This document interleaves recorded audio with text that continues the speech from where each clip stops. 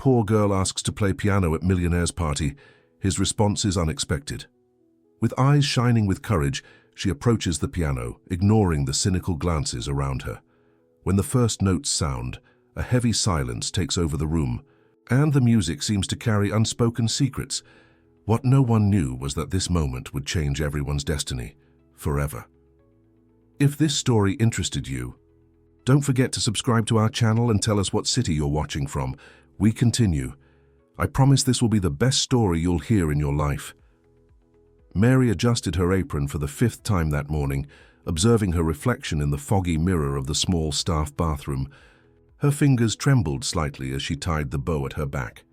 It was her first day as a cook at the Bennett estate, an opportunity that had appeared when she least expected it, after months of looking for work in the outskirts of Chicago. The E house stood majestically before her, with its 3 floors and impeccably maintained gardens. The enormous windows reflected the morning sun, creating a spectacle of light that left her almost hypnotized. It was very different from the simple little house where she lived with her daughter Amy, who was only 8 years old. That's precisely why she had needed to bring her along. She had no one to leave the girl with, and Mrs. Bennett had allowed them to stay in the small room at the back, as long as Amy remained discreet and didn't disrupt the household routine. "Mom, can I explore a little bit?" Amy asked, with eyes shining with curiosity, still impressed by the size of the place. "No, sweetheart. You promised you'd stay in our room, remember? I brought your colored pencils and drawing pad. While I work, you draw, deal?" Mary caressed her daughter's curly hair, feeling a tightness in her chest. She knew how difficult it was for a child to be confined to a small space. Amy nodded, but her eyes continued wandering through the corridors she could glimpse through the half-open door. There was something about that house that attracted her inexplicably, a different energy, almost magical.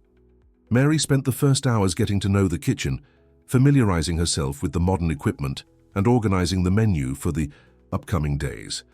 The Bennett family was known for frequent entertaining, and the demand for perfection was clear in every detail of the house.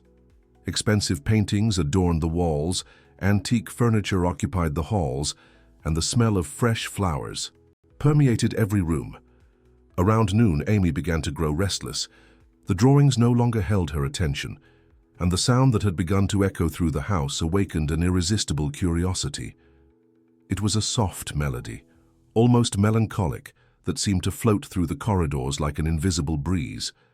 The girl recognized that sound. It was a piano, the same instrument her father played in the most precious memories she kept of him. Robert had passed away when Amy was only 5, taken by an illness that Mary preferred not to name in front of her daughter. But before that, every night he would sit at the old used piano he had managed to buy with great sacrifice and play melodies that made Amy fall asleep smiling. She used to hide behind the living room armchair to watch him, memorizing every movement of his fingers over the keys.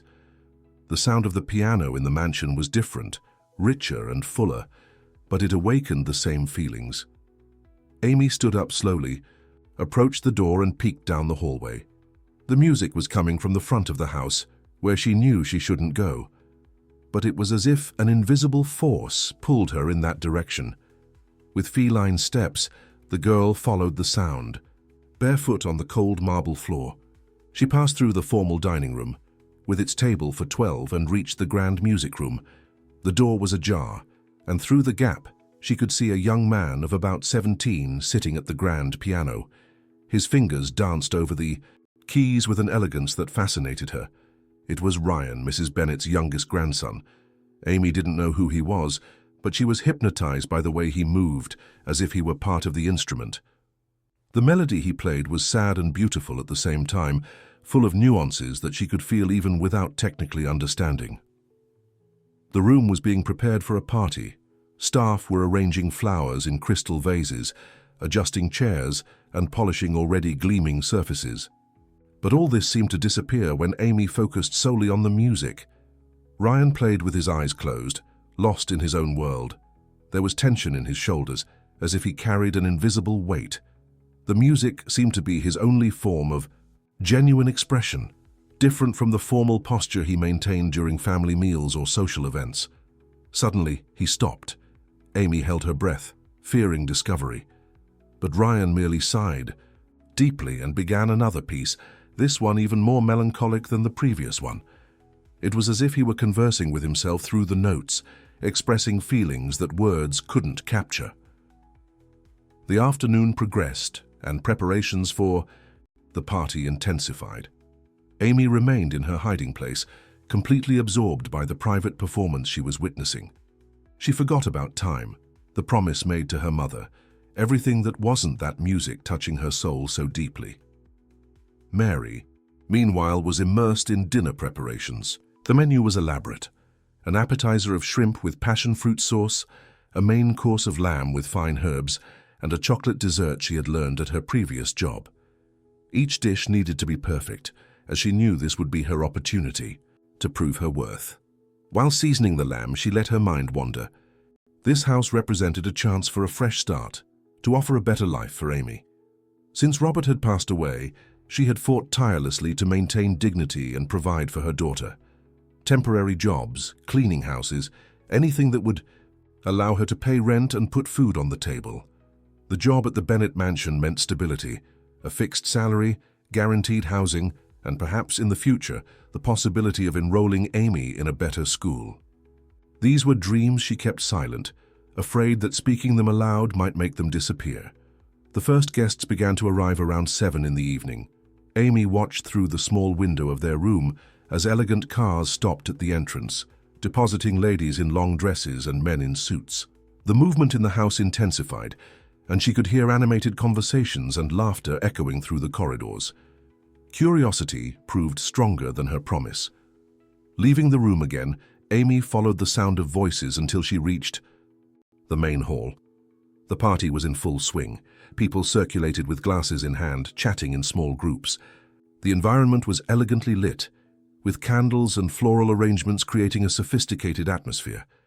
And there he was again, Ryan, now formally dressed, greeting guests politely, but without the sparkle she had seen in his eyes when he played alone. He seemed to be playing a role, being who they expected him to be, not who he really was. Amy remained in the shadows, observing everything with wide eyes. She had never seen so much elegance gathered in one place. The women wore jewelry that sparkled under the chandeliers. The men talked about business and politics with deep, confident voices. It was a world completely different from hers, but one that fascinated her deeply. When the time came for the musical presentation, everyone settled into chairs, arranged in a semicircle around the piano. Ryan approached the instrument with measured steps, adjusted himself on the bench, and positioned his hands over the keys. Silence took over the hall. The music that began to flow was technically perfect, but lacked something. Amy, even with her few years, could perceive the difference. It was beautiful, yes, but it didn't touch the heart the same way as the melodies he played when he was alone. It seemed like a calculated performance, designed to impress, not to move. The applause was warm when he finished, and Ryan stood to thank them with a polite bow. But Amy saw something in his eyes that others didn't notice, a subtle sadness, as if he knew he had delivered only the surface of his talent. It was at that moment that something moved inside her, an irresistible need to show what she really felt when she heard piano, to share the deep connection she had with that instrument through memories of her father. Without thinking about the consequences, Amy emerged from the shadows and began walking toward the piano. The murmur that spread through the hall was almost imperceptible at first, like a breeze announcing a storm. Amy walked with determination between the chairs, her bare feet making the slightest noise on the marble floor. Her simple outfit contrasted dramatically with the elegance around her, but she didn't seem to notice the surprised looks beginning to turn in her direction. Ryan, who was still standing beside the piano, observed with growing curiosity this unknown girl approaching with such naturalness. There was something in her eyes that immediately intrigued him. It wasn't the shyness he would expect from a child in that intimidating environment, but a kind of recognition, as if she belonged in that place as much as any of those present. "Excuse me," Amy said in a soft but firm voice, stopping in front of the piano. "May I play too?" The silence that followed was deafening. Some ladies exchanged looks of astonishment, Others whispered comments they couldn't completely disguise. A man with a grey mustache let out a contained laugh, finding humor in the innocence of the situation. But Ryan remained serious, studying the expression of that girl with an attention that surprised everyone. Mrs. Bennet, who was watching from her burgundy velvet armchair, felt a wave of irritation rise up her spine. Where was the mother of that child? How dare she allow such an interruption? At her party. She made a motion to stand up to resolve the situation, but something in her grandson's posture made her hesitate. "Do you know how to play the piano?" Ryan asked, genuinely interested, ignoring the murmurs around him. Amy nodded with conviction. "My dad taught me. He said that music lives inside us, and the piano is just the way to let it out." The girl's words echoed through the hall with such pure simplicity that some of those present felt an unexpected shiver. Ryan stepped away from the bench, making a gesture for her to approach. The movement provoked new whispers of disapproval, but he seemed oblivious to all this. "Then show us how your music wants to come out," he said, with a smile that no one had seen on his face all evening. Amy climbed onto the piano bench with the natural agility of children. Her feet barely reached the pedals, and her hands looked tiny on the majestic keyboard. For a moment, she just observed the keys, as if reconnecting with precious memories. Then she began to play. The first notes that came from the piano were hesitant, seeking the right path on keys that were different from those she knew. But soon, the music found its rhythm, and what emerged from that instrument was something no one in the hall expected to hear. It wasn't a known classical piece, nor a popular melody. It was something completely new, born in that moment, an improvisation that blended rudimentary technique with pure emotion.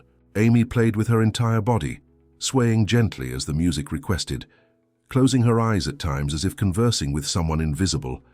The melody spoke of longing without being melancholic, of hope without being naive, of love without being sentimental.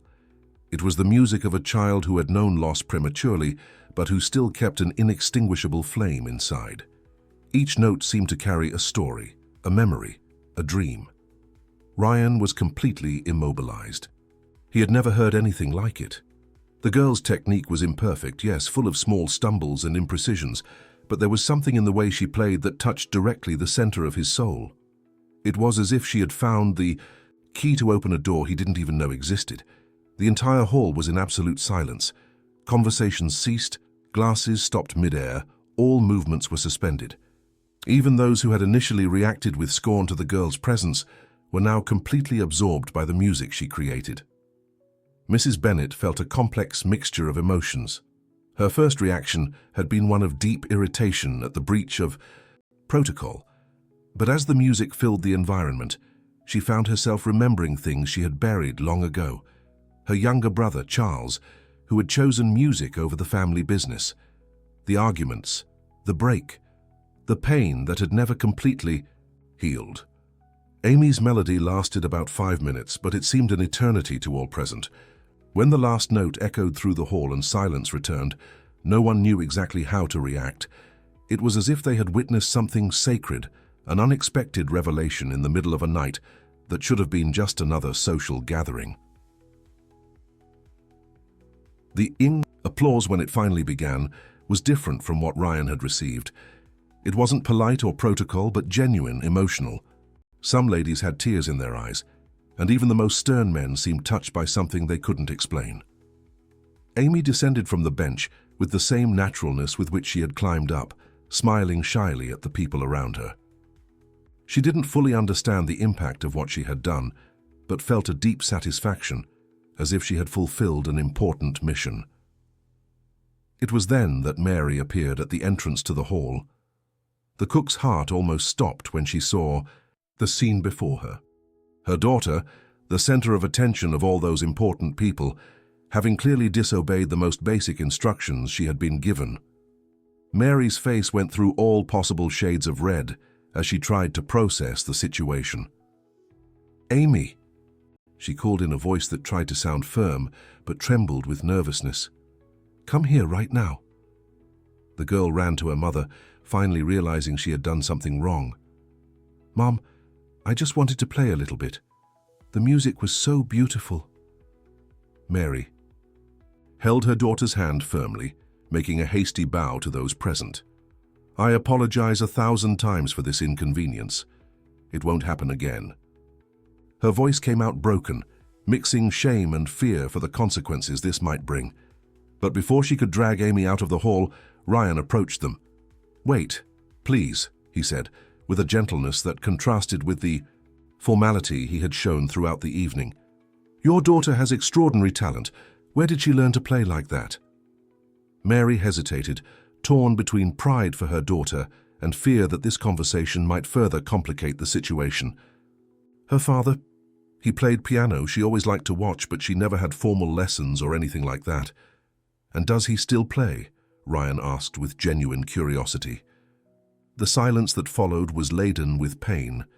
Mary lowered her eyes, holding Amy's hand even tighter. He's no longer with us," she answered quietly.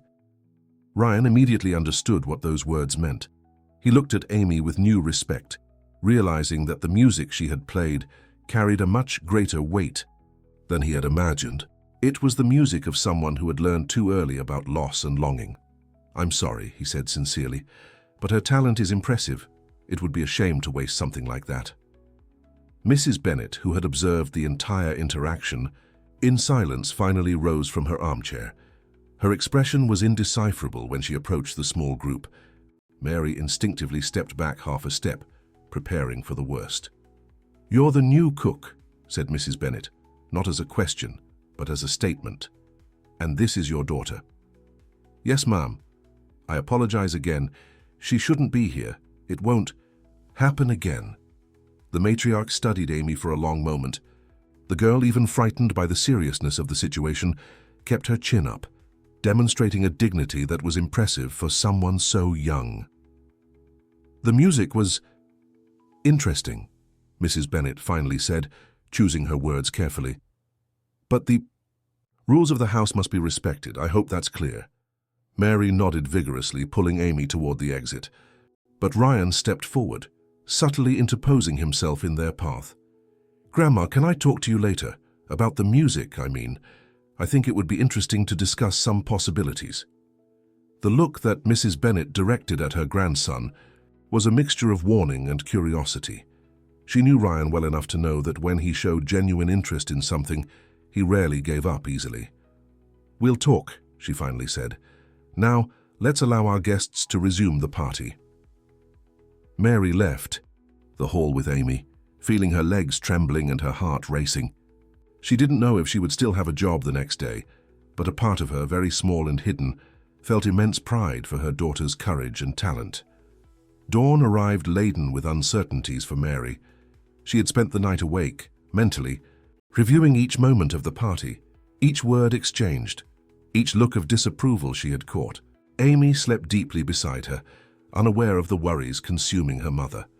Around 7 in the morning, Mary decided to face the day with the dignity she had always tried to maintain, regardless of circumstances. She got up, put on her uniform, with extra care, and headed to the kitchen, leaving Amy still sleeping with the silent promise that if she were fired, she would do it with her head held high. The surprise came when she found Ryan already in the kitchen, sitting at the table, where the staff usually had their meals. He was dressed casually, something Mary had never seen before, and was drinking coffee from a simple mug, not the fine porcelain the family usually used. "Good morning," he said with a smile that seemed genuine. "I hope you don't mind the intrusion. I wanted to talk to you before the day officially began." Mary felt her heart accelerate but maintained her composure. "Good morning, Mr. Ryan. How can I help you?" "First, I want you to know that last night was special. Your daughter has a gift that we rarely see around here. In fact, I've never seen anything like it." Ryan paused as if carefully choosing his words. "I'd like to know more about how she learned to play." Mary hesitated, still suspicious of the intentions behind the conversation. "As I said yesterday, she watched her father. He had an old used piano that he managed to buy when she was born. He said every child should grow up hearing music." "And was he a professional musician?" "Not exactly." Mary sat in the chair across from Ryan. realizing he really wanted to hear her story. Robert worked during the day at an auto repair shop, but at night he played in some bars in the area. He never made much money from it, but music was his true passion. Ryan nodded, understanding. And Amy never had formal lessons? Never. After Robert passed away, we had to sell the piano to cover expenses. Amy was devastated, but she kept playing, in the air, you know. She moved her fingers as if she still had the keys in front of her. Mary smiled sadly at the memory. Sometimes I caught her drawing pianos in the dirt in the backyard. The emotion in Mary's voice was palpable, and Ryan felt a tightness in his chest, imagining the girl keeping her connection to music alive through pure imagination and longing. "May I make a proposal?" he said, leaning slightly forward. "I'd like Amy to play the piano again, formally, I mean, with lessons, proper technique, everything she deserves to have." Mary instinctively pulled back. "Mr. Ryan, I appreciate the intention, but I can't accept charity. It's already a lot that Mrs. Bennett has given us this job and a place to stay." "It's not charity," Ryan said firmly. "It's recognition of talent. Besides, it would be as much for her good as for mine." He hesitated for a moment, as if about to reveal something very personal. "You know, I've been playing piano since I was 5. Private lessons with the best teachers, conservatory, performances at festivals. But last night, listening to Amy, I realized I had lost something along the way." "What do you mean?" "The passion," Ryan answered simply. "I play technically. Well, but for years I haven't felt what I felt yesterday hearing your daughter. She plays with her heart, something all my expensive teachers never managed to teach me." Mary remained silent, processing the young man's words. There was a sincerity in his voice that was difficult to question. "What exactly are you proposing?" she asked cautiously. "Discreet meetings, a few times a week when my grandmother isn't home. I can teach technique to Amy, and maybe she can remind me why I started playing piano one day." Before Mary could respond, Amy appeared at the kitchen door, still with hair tousled from sleep, but with eyes already shining with curiosity at seeing Ryan there. "Hi," she said shyly. "You're the boy who plays beautiful piano." Ryan smiled, and Mary noticed how his expression completely softened in her daughter's presence. "And you're the girl who plays piano with magic. I was talking to your mum about the possibility of us playing together sometimes. What do you think?" Amy ran to them, her eyes lighting up like stars. "Can I play the big piano again?" "You can," Ryan answered, "and I can teach you some new things if you want." "Mom?" Amy turned to Mary with a pleading expression that melted any resistance. Mary looked at the two of them, the young man from a wealthy family who seemed genuinely interested in sharing his talent, and her daughter who radiated a happiness she hadn't seen in a long time. The decision wasn't easy, but her heart spoke louder than practical concerns. "All right," she finally said, "but with some conditions. First, this can't interfere with my work in any way. Second, if your grandmother finds out and doesn't approve, we stop immediately. And third, Amy needs to understand that this is a privilege, not a right." Ryan nodded enthusiastically. "I agree with everything. And Mary, may I call you that? I want you to know that I deeply respect your concern. I'll do everything to make this good for Amy, without putting you at risk." And so began a routine that would transform the lives of all involved. 3 times a week, when Mrs. Bennett went out for her social or business commitments, Ryan and Amy would meet in the music room. What began as informal lessons quickly evolved into something much deeper. Ryan discovered that teaching Amy was completely different from his own learning experiences. She absorbed knowledge like a sponge, but always filtered everything through her own emotional sensitivity. When he showed her a scale, she didn't just memorize the sequence of notes, but found a story to tell through them. "Why does this note sound sad?" Amy asked one day, playing a minor chord. "Technically, it's because the frequencies of the notes create a harmony that our ear interprets as melancholic," Ryan explained. "But why do you think it sounds sad?" Amy thought for a moment, her fingers still on the keys. "It sounds like the gray color of the sky when it's about to rain, or like my mom's voice when she thinks I'm not listening and sighs looking at the picture of Daddy." The response left Ryan speechless. It was exactly this kind of direct emotional connection with music that he had lost over years of rigorous technical training. For her part, Amy flourished with each meeting. Her technique improved rapidly, but more importantly, she gained confidence. Ryan treated her as an equal, respecting her musical ideas and encouraging her natural creativity. "What if we play this part slower?" she would suggest during one of the sessions. "Why?" Ryan would ask, genuinely interested. "Because that way people have time to feel what the music is trying to say. When it's too fast, it's just pretty, but it doesn't touch in here," she explained, placing her hand over her heart. These conversations became Ryan's favorite part of their meetings. Amy had a way of talking about music that was both innocent and deeply wise. She helped him rediscover aspects of the art that he had given up as lost. Mary observed the transformations from afar, divided between the joy of seeing her daughter so happy and the constant worry that it could all end abruptly. Mrs. Bennet still hadn't commented on the situation, but her penetrating glances during family meals made it clear that nothing went unnoticed in her house. 1 month after the meetings had begun, Amy surprised Ryan with an unexpected proposal. "Can we create our own music?" she asked during one of the sessions. "Not one that already exists, but a new one, just ours." Ryan hesitated. "You want to compose? That's quite advanced, Amy." "But the music is already here," she said, touching her chest again. "I just need help to put it on the keys right." And that's how the first composition of the unlikely duo was born. A melody that blended Ryan's refined technique with Amy's pure emotionality. A music that spoke of unexpected encounters, of friendships that transcend social differences, of talents that find their true expression when shared. As they played together, creating something unique and special, neither of them noticed the shadow that moved behind the half-open door of the hall. Mrs. Bennet had been there for several minutes, listening to everything, observing everything, with an expression that mixed disapproval and something much more complex that she herself couldn't name. The storm arrived on a Tuesday morning when Mary least expected it. She was preparing the family's breakfast when Mrs. Bennet entered the kitchen with an expression that left no doubt about her intentions.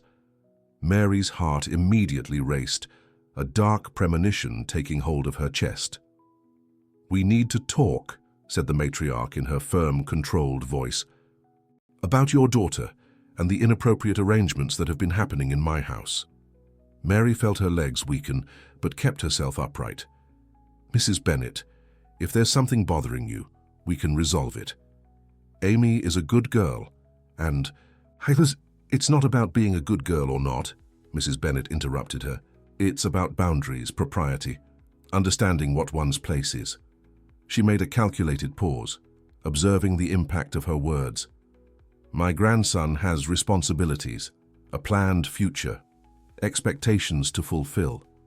I cannot allow inappropriate influences to divert his focus." The words fell upon Mary like heavy stones. She immediately understood that all the care, all the discretion had not been enough. Mrs. Bennet knew about the musical meetings, and her disapproval was total.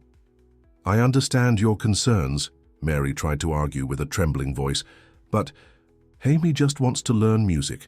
There's nothing inappropriate." "Yes, there is," Mrs. Bennet replied coldly. "There is a lower-class girl influencing my grandson to abandon his obligations, to dream of artistic fantasies that don't match his social position. I've lived through this before, and I won't allow it to repeat." Mary realized there was something much deeper motivating the matriarch's reaction. It wasn't just social prejudice, but an old pain, a fear based on past experiences. "I had a brother," Mrs. Bennet continued, as if reading Mary's thoughts. "Charles, he was talented, passionate about music, full of romantic dreams about art and expression.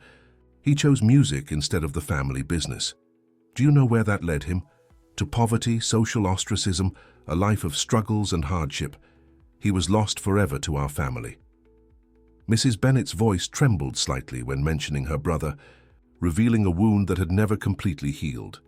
Mary understood that this woman had made her decision based on the fear of repeating a painful history. "I cannot allow Ryan to follow the same path," Mrs. Bennet concluded, composing herself. Therefore, you and your daughter will have to leave. Today." Mary's world collapsed at that moment. Not only was she losing her job and housing, but she saw Amy's dreams being shattered for the second time in her young life. The injustice of the situation revolted her, but she knew she had no power to confront a woman like Mrs. Bennet. "May I at least say goodbye to Ryan? Explain to Amy," she asked with a broken voice. "There's no need. Ryan is in the city taking care of matters and won't return until evening. It will be better this way, without unnecessary dramatizations." Mary nodded in silence, swallowing the tears that threatened to fall. She headed to the room to pack her few things and prepare Amy for another abrupt change in their lives. Amy received the news with a mute sadness that broke Mary's heart. The girl didn't cry, didn't protest, just nodded and began to pack her few belongings, but Mary saw how her eyes lost the sparkle they had regained in recent weeks. As they walked down the dusty road that led to the city, carrying their simple bundles, Amy finally broke the silence. "Mom, did I do something wrong?" Mary stopped, knelt in front of her daughter and held her little face with both hands. "No, my love, you didn't do anything wrong. Sometimes the world of adults has rules that don't make sense, but that's not your fault." "But why didn't the lady like our music? It was so beautiful."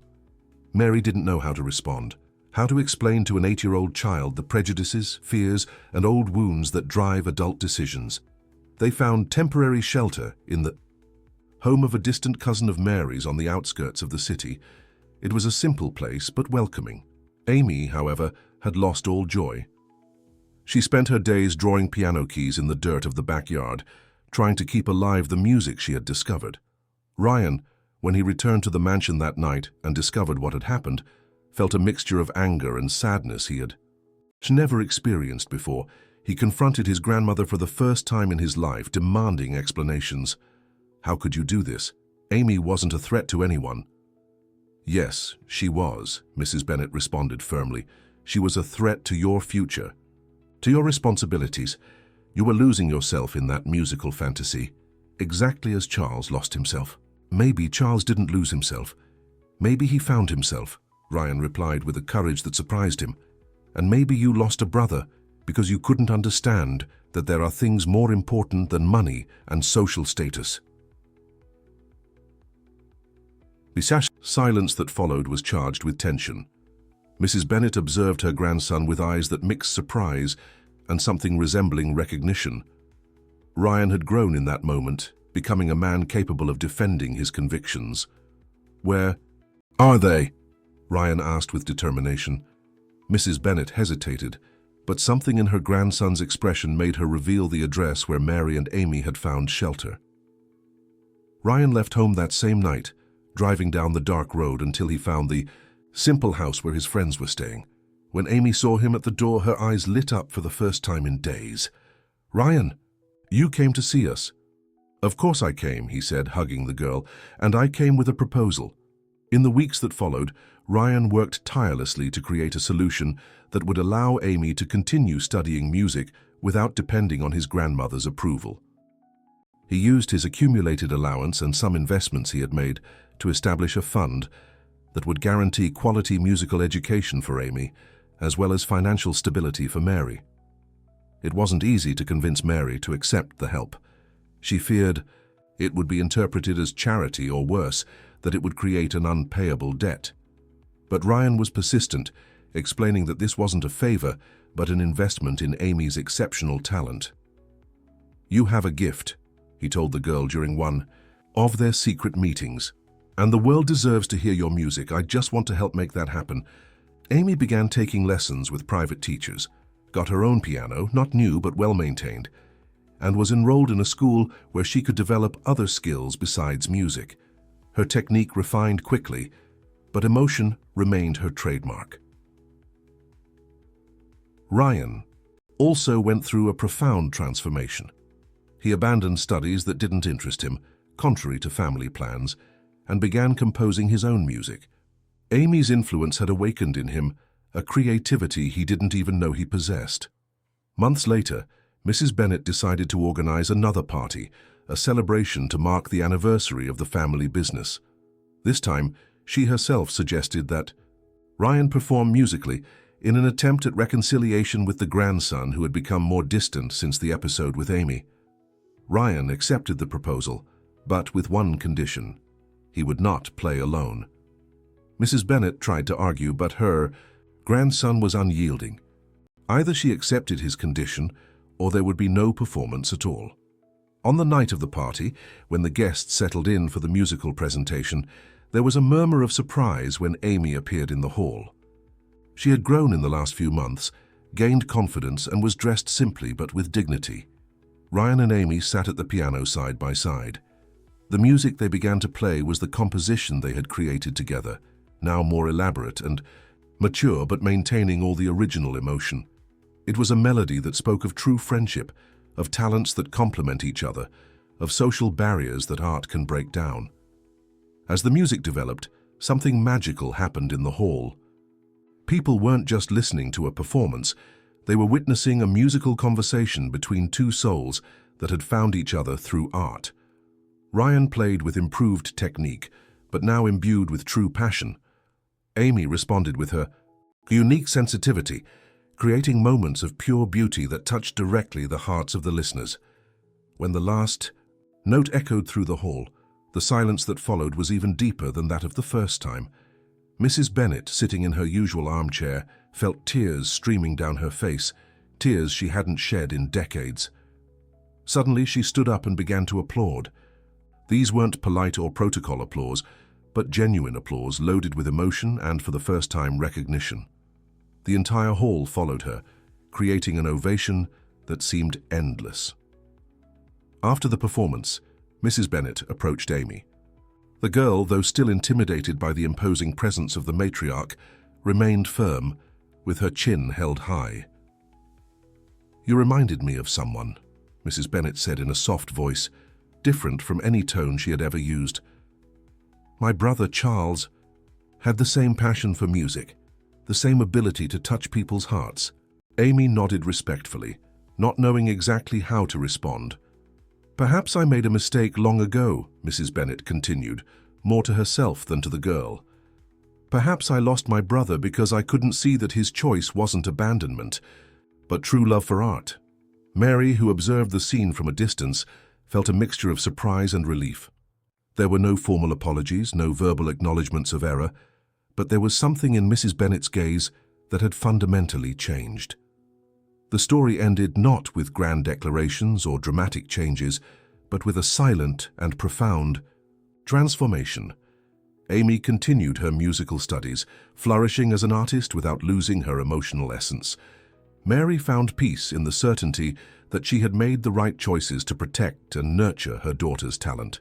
Ryan discovered his true vocation, becoming a composer and using his privileged position to help other young talents. And Mrs. Bennet, for the first time in decades, allowed herself to dream of the possibility that perhaps her brother Charles, wherever he was, had found in music exactly what she had always feared he would lose: the true fulfillment of his soul. Music had overcome all barriers, proving that when it is genuine and shared with love, it doesn't ask permission to transform hearts. It simply happens, creating bridges where walls once existed, and planting hope where once there was only fear. The end. Dear listeners, we hope that the story of Mary, Amy, and Ryan has touched your hearts as deeply as it touched ours. This narrative, about music, friendship, and overcoming, reminds us that the greatest talents sometimes flourish in the most unexpected places, and that true art has the power to break down any social barrier. To continue this emotional journey, we've prepared a special playlist with equally captivating stories that you can find by clicking here. If this story moved you, don't forget to subscribe to our channel and leave your like on the video. Every day we bring unique narratives that explore the complexity and beauty of human life. Don't miss our upcoming content and meet us in the